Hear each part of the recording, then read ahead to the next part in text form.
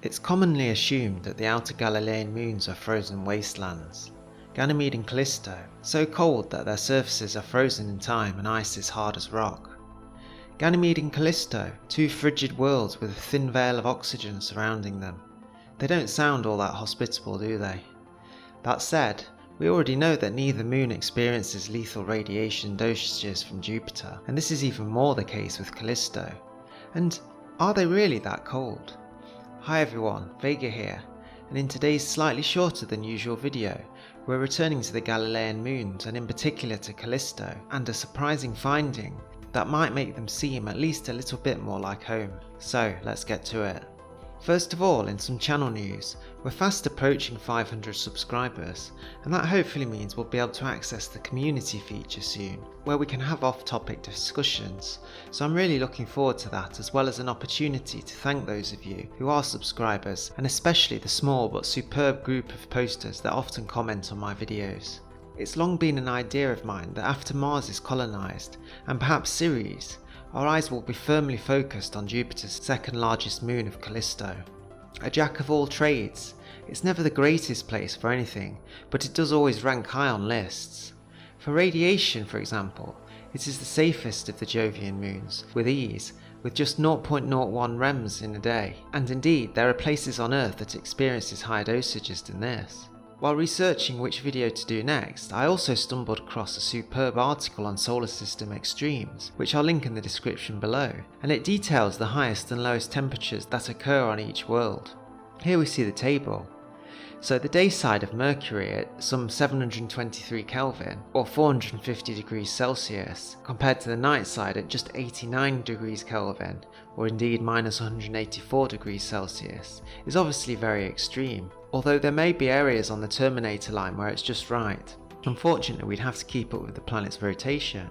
Venus, on the other hand, has a lowest temperature of 644 Kelvin, which is some 370 degrees Celsius, and this can be found on Maxwell Montes, which is indeed the highest peak of Venus, and it's interesting in that it's much cooler than the Venus datum, or sea level equivalent, but as you can appreciate, it's still ridiculously hot for human habitation and practically impossible. We do know all about the Earth's temperatures that range from around 56 degrees Celsius to minus 89 in the coldest reaches of Antarctica, and we'll be revisiting that figure shortly. And we also know that Mars does have relatively warm spots, like those found on Hellas Planitia below the Martian datum, where it may reach as much as 20 to 30 degrees Celsius on a hot day, although of course those temperatures also fall very sharply overnight. So again, excluding Ceres, which has a reasonably habitable, by solar system standards at least, surface given its temperature of minus 38 degrees Celsius, where would we look next? And obviously the answer is Callisto. Sure, overnight Callisto can reach as cold as 80 Kelvin, or indeed minus 193 degrees Celsius, and you don't need me to tell you that's mighty cold, cold enough to kill us in an instant, if indeed the lack of atmosphere, breathable or otherwise, and surface pressure hasn't already done it first. But that aside, let's for the sake of argument look at the glass half full argument for this.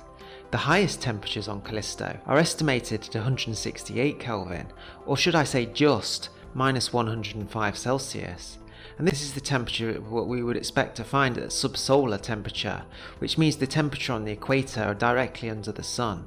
So there you have it. Areas of Callisto could be argued to not be actually that much colder than Antarctica, in fact just 16 degrees colder if you take it to the extremes. We've had people living on Antarctica for decades, and they never complained, at least too much. So yes, I understand that this is still mind-numbingly cold for our earthbound experience, but in solar system terms it's practically a sauna. What I'm saying is that Callisto, in terms of the actual solar system, is really one of the warmest bodies we have. Its largest sister Ganymede isn't all that much cooler indeed, with a maximum subsolar temperature of 117 Celsius or 156 Kelvin.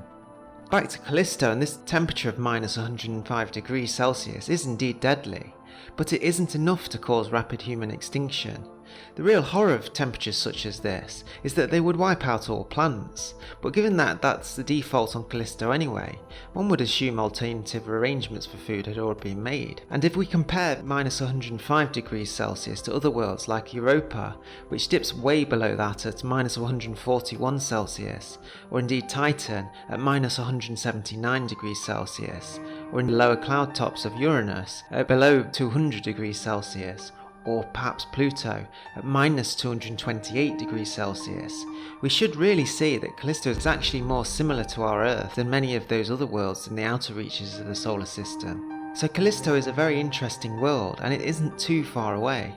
A large quirky place that could well end up being the Jovian system's most habitable.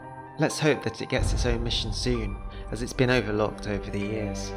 Thanks for watching, and consider subscribing if you haven't already. If you would like to support the channel further, you could consider buying me a coffee, and I'll link this in the description. Thanks to those of you that have already done so, and if you have any other videos or subjects that you'd like to see brought to life, don't forget to let me know in the comments below, and it could be just your idea that next week shows up. Take really good care of yourselves, look after your friends and family well, and I'll see you on the next one.